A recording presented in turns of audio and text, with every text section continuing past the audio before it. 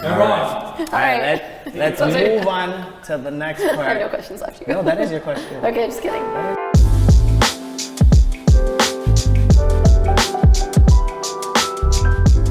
Actually, I'm gonna start like, Okay. I wanna ask Greg. I've known you for so long. I was part of your crew too.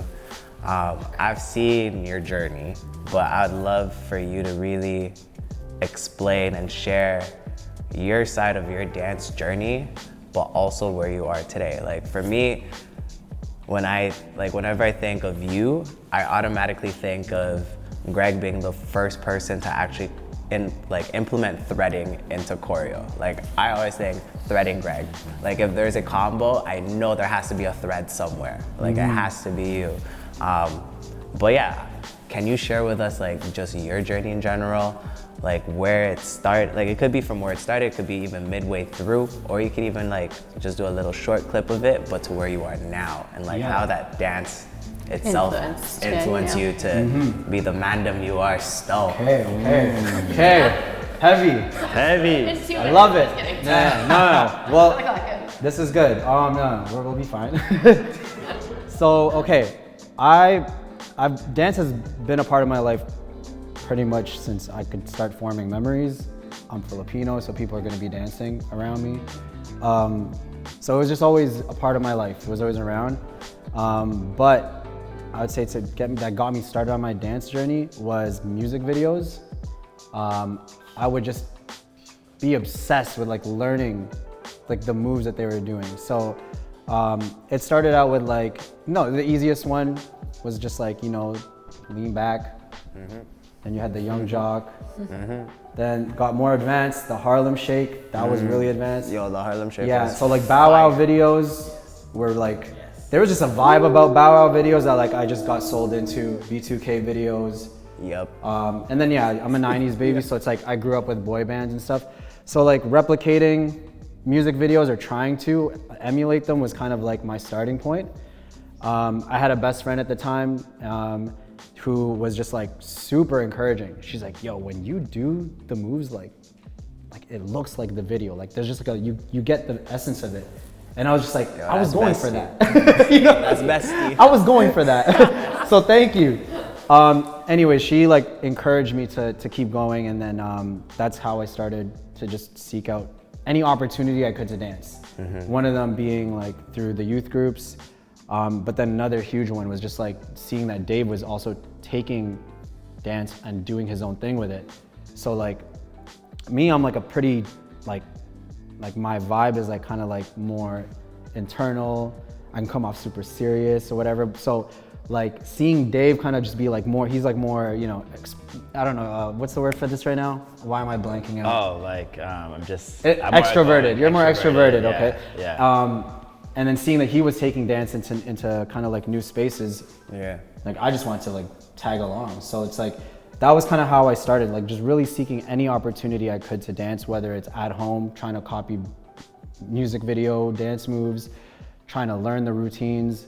YouTube was a huge tool for me back then to like learn stuff. Like I would try to learn Shauna Varisto, choreos. Oh yeah. What? Yeah, Fuss at the Old Millennium. That was like, I spent like a month learning that. I'm a slow learner with dance, but I just did it because I really loved it, and it was a great escape from just regular life. I was just like, this is awesome. So, but then when having a studio in my second or third year dancing was definitely like that's a big platform to have, which is like that's not as relatable. But again, to like, if you can seek out any opportunity to dance, go for it, and you kind of just have to throw yourself into it. Like even if you're not ready. Yeah, that was just kind of like how I approached dance, and I was really, really, really fortunate to do so many amazing things with it, meet so many amazing people. Yeah, cool jobs that I got to do through dance, really interesting projects through dance or just teaching and stuff like that. And then today, like I think where dance has taken me today is like the exposure that dance gave me to so many networks, like fashion being one of them too. Like you know, as a performer, your image is a factor in your professional career, your brand, et cetera, et cetera. This generation of dancers is like more aware of that than ever. But it introduced me to other networks like in entertainment industry, like the fashion industry. So today, like I've kind of just enjoying like the perks of all the people I've met over the years, and I feel really grateful that I can kind of bounce around and sort of experiment with where I'm applying myself. And currently, I'm applying myself in retail management because I've always really been into the business side of things as well. So that was like something cool to learn through Dave, through Diamond as well, because these guys are older than me. So to see them kind of expand through dance, bring the business side of things, like this is kind of my way of doing it as well. But yeah, like dance is a very, very, very, very special journey to me. And it's like how Dave said earlier, like it also kind of like just redirected my life in the most positive way. And I don't know what that life would be without it. So yeah, it's a very, very special thing to me. And it's, yeah, it's like something like I hold very close to my heart. Like, so yeah, that's dance. Like I love dance. I don't do it actively, but it's something that will always be part of me, yeah. You know, it was cool too. Like I remember, I think it was like hearing like other people, I forgot who it was. I think it was like Diamond and others. They would be like, yeah, Greg's in LA right now. Like he's going to like movement lifestyle. And I'm like, wait, what? Like you're there right now? And like seeing how like you would be there to like soak in as much as you can and then bring it back. Cause then at the same time, like, you know what it was? Right Foot felt like, for me, it was like, you made the Canadian version of movement lifestyle. Like, it was like, the status of it, of Right Foot, was not just like this community studio. It was like, nah, we're gonna bring top tier teachers, top tier choreographers, top tier dancers into one space and be exactly on par with everyone else. And I think that's why, like, even when you're saying it's like, we want it to be accessible to everyone, like anybody that came into the space, anybody that came into, that you saw at like showcases, you wanted them to come in and like give it like an open arms, like, yeah, this is a spot, this could be your home. And it's like, it's very interesting because I see that too with like, you know, not to bash any other studios, but it was literally, if you know, you know, right? It was like a lot of like, we grew up like just seeing YouTube and seeing all these TV shows.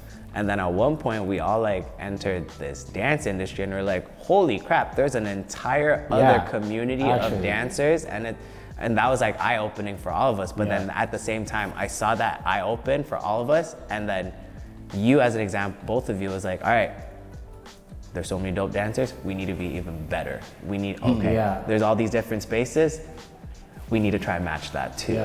But like do it the right way, do it the Right Foot way, right?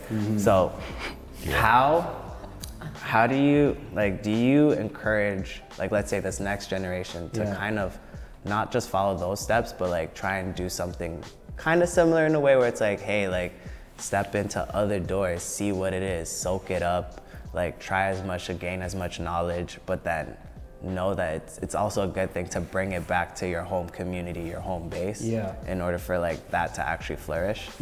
No, so that was like my personal mission, because like Dave's network and everything he did to set up Right Foot was something I couldn't do.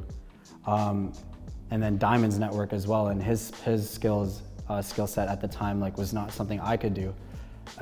And I was the one who was definitely like all in on becoming as good as I can, as fast as I can get to that destination. And so I did everything I could to do that. And to your point, like it was a personal mission to go to like an ML thing, not Monsters, but ML. I knew Monsters existed, but that didn't really speak to me.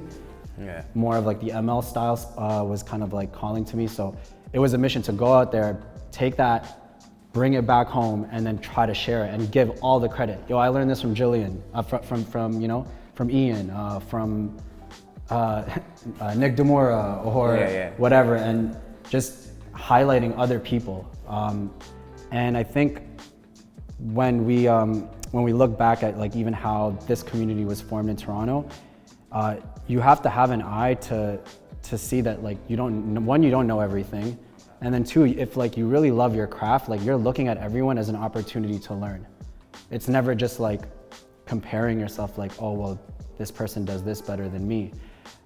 So the lens that we viewed Toronto in, and then eventually like the world, LA, it was just, you know, what can we bring that our community is interested in? But then when we're here, we're also just looking at our peers and thinking, well, Aaron has this energy that like nobody else has. And like, that needs to be shared. It's like finding, if you are a manager of, or if you're a coach of an NBA team or of any team, you want to let people shine at what they do best. So like, yeah, I just tried to bring all that back. And it's like, hey, I remember this student is more into footwork. Yo, I tripped out over this 8 count.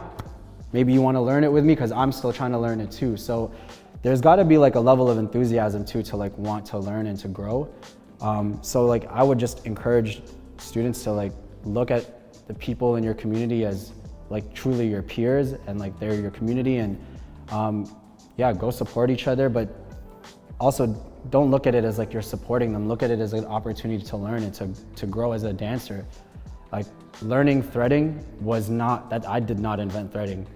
Putting it into choreography, like, okay, cool. Like I got lucky that someone showed me that. But it's just what that really stems from is just like, I was obsessed at like pushing myself to learn more and to offer something different, to keep my students that I had that showed up to my classes inconsistently, like I inconsistently taught it, but if they came, like I wanted to always offer them something a little bit new or to teach them something different, you know what I mean? Yeah. So it's just like, yeah, it's like a love of the craft. It's an obsession to like learn something different every time. And then if you really love it, you're gonna wanna share it with others. Like, I love food. Yo, you gotta try this dish. You gotta try this restaurant. You gotta try this style. Yeah. We brought in someone to teach us tectonic. I don't even know if that style exists today. I remember that one class. We were tripping. Does that style still exist today? I don't know, but we gave someone a platform to learn it, and we try to take what you can, sick. You know? Yeah. So. And then I remember like learning it and then going to frequency and then doing it. So yeah, that's what I would tell like new dancers today is like, be open-minded, and that's like such cliche advice, but like specifically like if you're really serious about your craft, and if you're really into this, and if you're having fun, it gets more fun when you learn from more people. And then you eventually just find your path, and you know which styles don't speak to you any longer, and you just keep going. And then in the process, you are supporting the community, you are supporting your friends, you are helping each other. So it's a beautiful circle that you can get into. Yeah. But it really stems from just like, you want to improve, you want to teach others the latest and greatest, you know, like stuff like that. So. Y'all hearing that? Y'all hearing that? I hope y'all are hearing that. But I know. That's my answer. No, I think so. No, that's a sick answer. Yo, thank you for that. But now I need to switch it to Dave. Let's go. Okay, Life this story, is one 2 minutes. I'm just kidding. No, that was clean and crisp. That was clean and crisp. I was like, I thought she used to follow right there. Well, for Dave, for you, it was like nice. Like as we were like writing notes about both of you, and like it was like key points. Like I think I told you this earlier too. I was like, you are one of the first like influencers, technically. Like before influencer became like was a thing. Yeah, you were like, you mentioned it before, you were outside.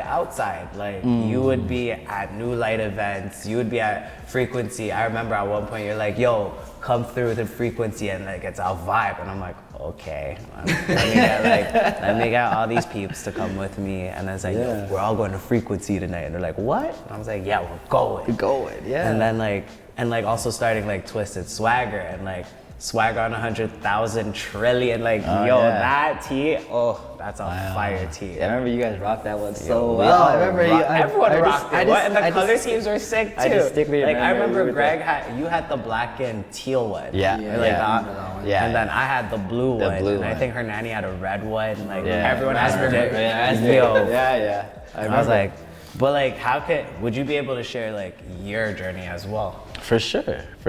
I think it's interesting because I feel like in general, just a quick note for everyone listening is like when your passion and your talent intersect, that's when true magic is formed, right? So for me, I think that my actual passion isn't dance, it's speaking to people, it's talking, it's creating community, it's a conversation, it's the small talk, all that. That's my passion, that's what I truly love, and my talent, I just so happen to be a dancer. I just so happen to be fresh. I just, you know what I mean? That's like how I truly feel, and I think that's like, So, and I think that's like without stun on everyone. Yeah, but it's given to me. It's a gift. I'm not like, you know, and I definitely honed my dance ability, but my passion is speaking. So the intersection between the two really allowed me to provide influence to others, I feel. Because a couple of things that I'm proud of, you know, in my journey throughout dance, because I started late, so I had a lot of catching up to do. I was a delinquent, you know, high school I didn't do much of anything good. And then, you know, around 18, 19, I was like, all I got are handstands and backflips, but I'm gonna figure this dance thing out because I think it's the move. I had a lot of signs, a lot of people in the scene kind of showing me love. A lot of OGs took me under their wing. There was no like strings attached, and that really changed my mindset because everything I saw prior was transactional. Pay for this, do this, you get this. But then I had people take me under their wing. Outside of dance classes, outside of like studios, it was like, come over here and let me show you a 1-2. And that was like life-changing for me, right?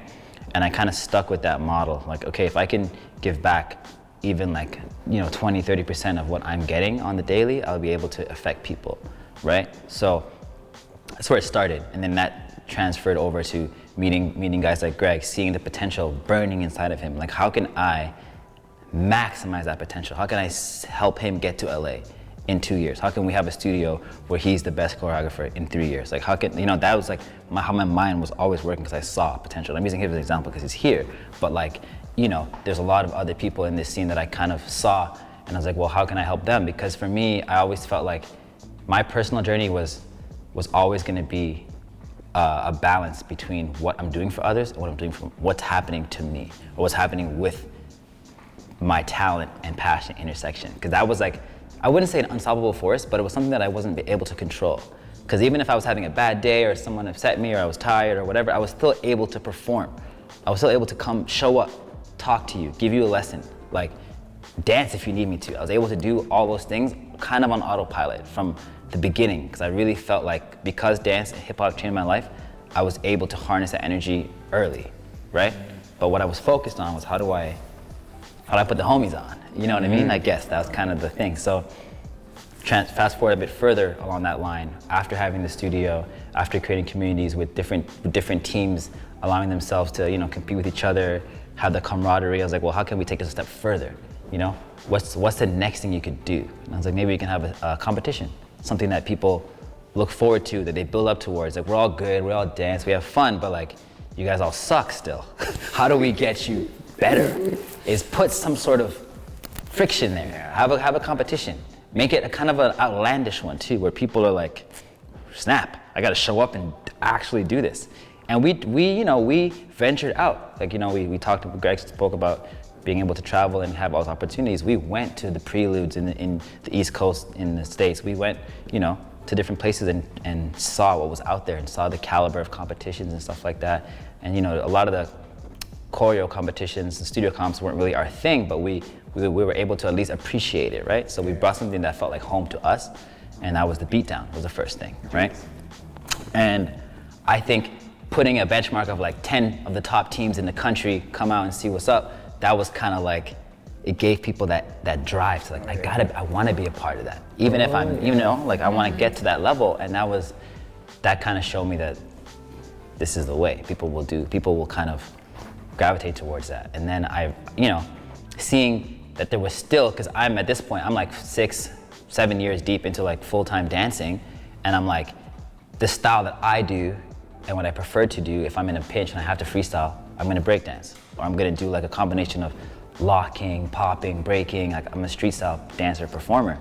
That was like my go-to, but I knew how to do choreo because of these guys. Like, that didn't really exist yet, right? And I was like, but I've seen it though. Like, I've been to battles, and I was fortunate enough to be on a World of Dance tour and judge a couple of shows, and I've seen top tier talent mix styles, blend styles. but there wasn't really a term for that, right? So when I came back to Toronto, I'm like, let me hunker down, because studio's doing well, crew's doing well. I need to like intern again somewhere. I need to find myself somewhere. Started working at Unity Charity, community-based, learned how they do things on the operational side, on the back end, with charities and like communities and schools. And I was like, the young gen is right here, right now in school. How do I affect them so that when they're old enough to come to studios like Right Foot and other ones that were available, how are they able to integrate seamlessly, right? And I was like, you gotta blend the styles, man. Like you gotta blend the styles. And I remember having a conversation with the founder, Pieces, Mikey Pieces, Prosperman, shout out. You know, I was like, what if we started like a chapter of Unity, because it was all breaking, beatboxing, motivational speaking, and MCing, and graffiti, right? I was like, we need something else though. Like dance isn't just breaking. Like I know that's what we push and that's what hip hop's about, but if you're one of your breakers, AKA me, isn't just breaking, there's gotta be something else. So like, let's make this thing an all styles type of situation. And that word stuck, all styles. We threw a battle, an all styles battle, the first all styles battle ever in the history of, you know, I don't know where, but like, I would say North America, you know, at the AGO, at the Art Gallery of Ontario. Sick. We threw, you know, with Unity Charity. And then our crew, you know, we battled and all that. It was a fancier thing, but I always want to make sure that if something from our community gets showcased, it's in the best light, because other people have access and resources to so many other things. If you're doing an audition, you got the budget. If you're doing, you know, a movie, you got the budget. If you're, you know what I mean? So like, if you're doing a music video with a top tier artist from out of town, you got the budget. So for us, how do we showcase our stuff? Because it deserves that stage, right? So we, you know, took the charity route with Unity, and we presented all styles on a kind of a world stage. And World of Dance liked that so much that they asked me if I could run World of Dance in Toronto and have an all styles category. So World of Dance's all styles is thanks to your boy, you know? but like that's. I didn't even know, that is insane. I did not know that. Yeah, we brought all styles to the country kind of thing. And then that was like that's a moment that I'm proud of, but it also is a moment to share with folks, to let them know that there is ways to present your ideas as long as they're packaged in the right way, because we can. You need like, the metrics too. We need the metrics. We can hum and haw about it all day. It's like, there's no space for me here, there's no this for that, but sometimes you gotta kick down the front door and just create that space, create that opportunity for yourself and for others. And if you do it with pure intention, pure heart, and the right metrics, you know what I mean? Like, you're gonna get a result. And if it's not, because I'm not gonna lie, like the Unistyles battle with Unity Charity was dope and was fun, but it wasn't at its max potential, but it showcased a sliver of what was possible. And when I saw that sliver come full circle was when I'm battling both Lit Twins in Vegas at a battle, World of Dance All Styles battle. And you know, like, I'm like, these are the best dancers in the world, and I'm going up against them right now just to like see Wagwan. But they have respect for me because I create, you know, I'm there, I'm at that moment, right? And it's like, I saw this through from like 5 years ago, and now it's a thing. And that was like iconic for me to see that, right? And to be a part to battle them, right? It was sick. But yeah, like I think part of my journey when it comes to dance, I really tried to bring it full circle, like all the way back, you know? Because even though Right Foot doesn't exist anymore, like I think the essence, like I see a lot of the essence here, you know? Lives. Right? And it still lives. And I feel like that's what it's about for me, you know? Like I could tell you a lot of things I've done, like I've really dabbled in like acting, dancing. I work in the music space with a lot of artists today, and I always try to bring a little piece of that home, that Right Foot, that energy, to those projects. So whether it be like an artist has a show at the Juno Awards, or they're on tour with, you know, a bigger artist and they need 20 dancers, or they need access to like a wardrobe, whatever. It's like, I'll pull those strings, I'll make that happen, so that the community that I've serviced for over 10 years can still get access, can still have things that they may not necessarily have access to. And why would I hold the keys? I'd rather give them out. You know what I mean? Yo, yeah. There ain't no gatekeeping around here. Nah, not like one. What? Nah. There's no growth if it's just you just holding on to everything, right? It's true. Yeah.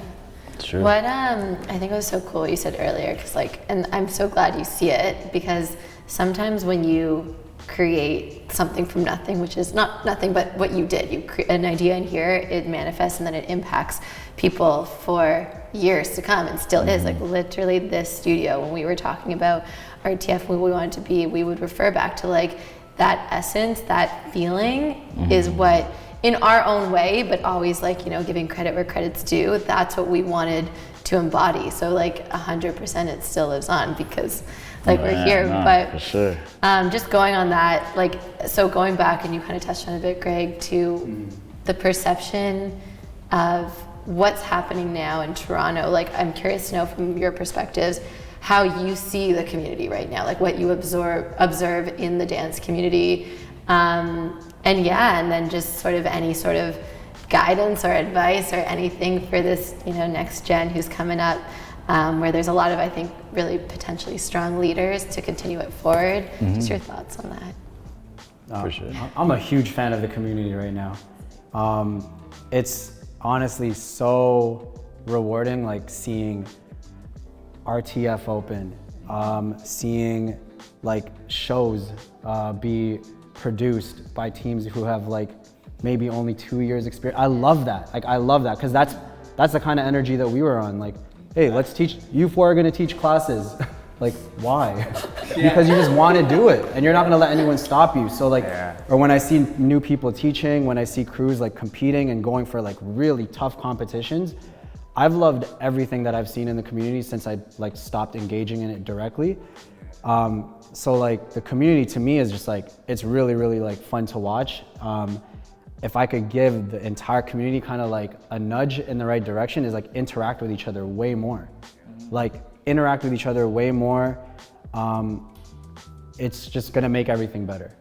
That's like, if we're having this conversation because the theory is that right foot helped pave some sort of way, it's like, well, if we want that to continue, then this is like this magic. The secret sauce is that like you go above and beyond, you put yourself out there, and you stay connected and you interact with each other. Like that's really what it is. But yeah, what the community is doing and how it's progressed, it's been beautiful overall. You know what I mean? Like that's just, it's been really fun to watch. Yeah, like with how you're saying that, it just brings back memories of like being at Beatdown.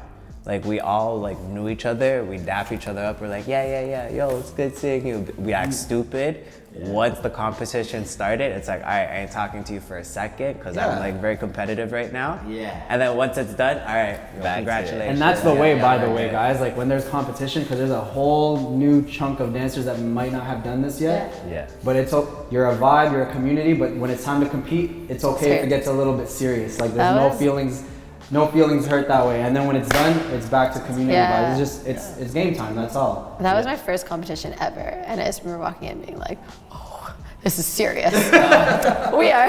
Like I just remember being like, we're stepping up to a whole new level. Yeah. We didn't even know each other yet. Yeah, we were in the same room, we didn't know each other.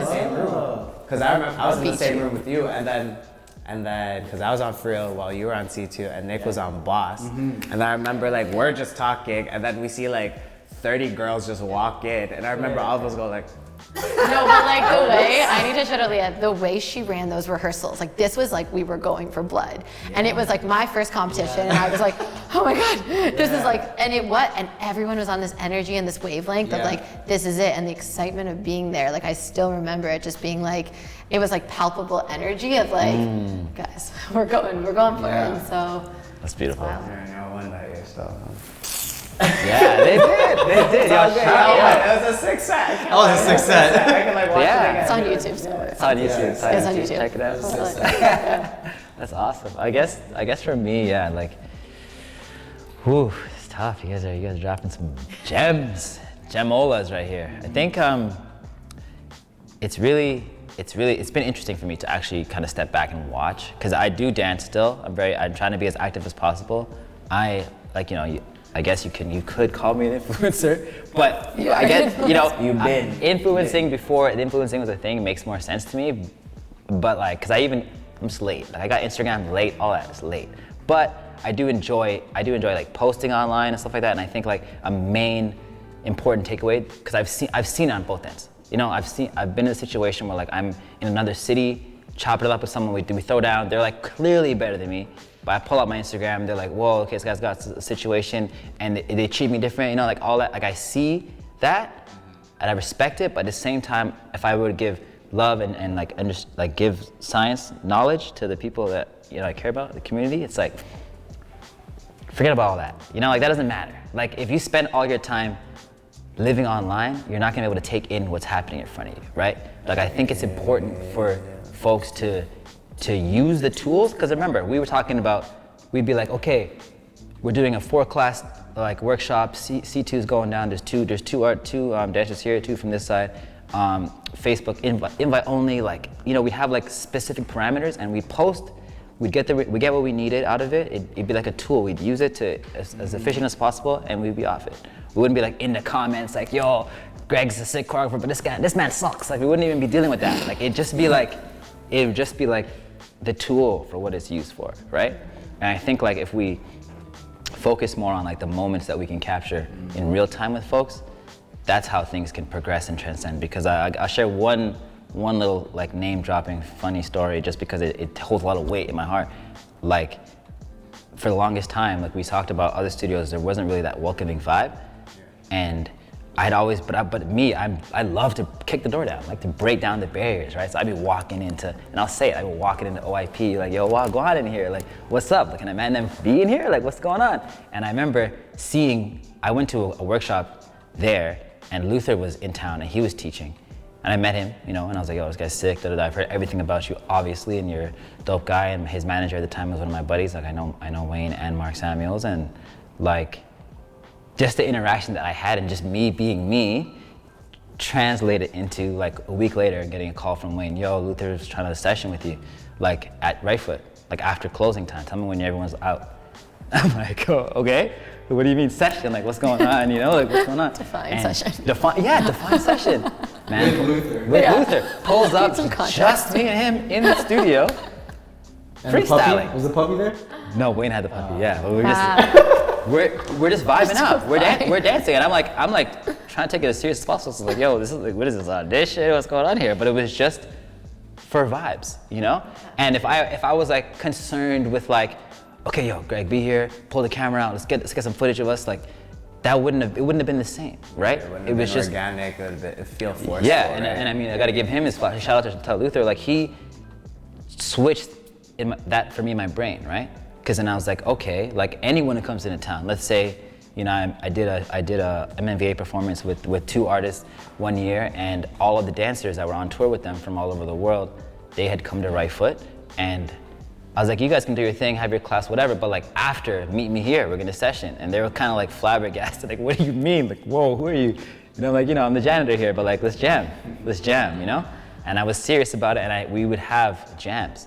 So any of your favorite dancers that have been in the city, you know, have jammed at Right Foot after dark, you know, and like that, but that created like memories, and it let people be genuine, it built a relationship, and I think that's what's important. If you're outside and you're doing your thing and you're meeting people and you're creating genuine connections, don't let it live only online.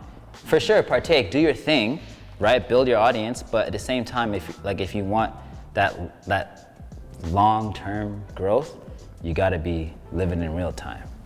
That's what I say. Yeah. Jeez. Yeah. Damn, you guys. Dang. I feel like we touched everything. Yeah. Any special shout-outs or anything you're working on right now you want to talk about, let anyone know, or just like what your vibes there, like about your, you know? Yeah. Plug yourself, go. Anything you want to plug? Yeah. No, we're plugging right now. The plug is RTF. The vibe is RTF. Can you guys announce when you will be teaching your workshop here? One day soon, maybe not, maybe never. Comment on the video. Dave's probably gonna teach soon, right? We'll just keep bugging them until they do. Yeah. Go ahead. No. But what do you want to plug for real? I mean, okay. I think like when it comes to teaching and all that, like I definitely am open to teaching, and I think it has to feel like a place like home, which I'm sitting in it right now. So I'll just say that, and I think the scene definitely needs, like Greg said, intersect with each other, connect and vibe out. And if that means the Cat Burger's got to come back in and do a footwork workshop, then that's what it means. By all means, you know, whatever it is, as long as people are moving and grooving together, it's like the moment when all styles became a thing and the city was like, it's okay to mix styles, and B-boys were standing there, sweaty as hell, watching some girl do like a really lofty like house vibe, and people were like enjoying it, and no one's like, yo, like when is she gonna stop so I can break? Like that moment, I wanna see that again. I wanna see people appreciating each other, which I know they do, right? But it's how do you appreciate nowadays? It's like this, right? I wanna see you guys. I wanna see you guys vibe. Shake hands, camaraderie, and then battle the heck out of each other.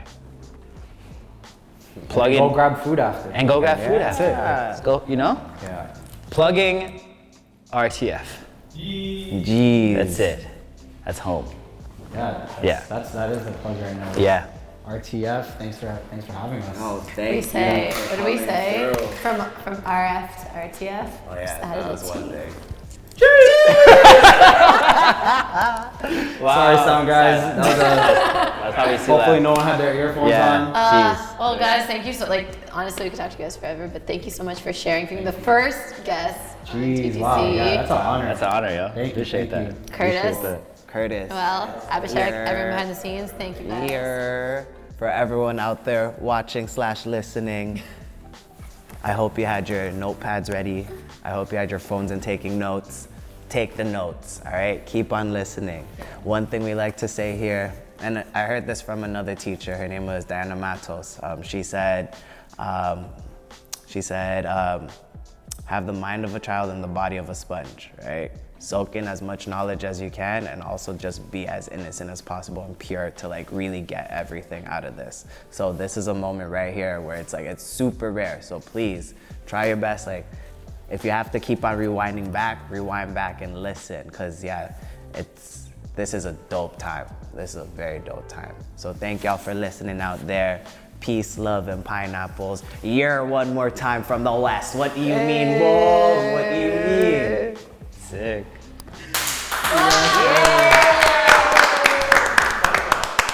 That was great, guys.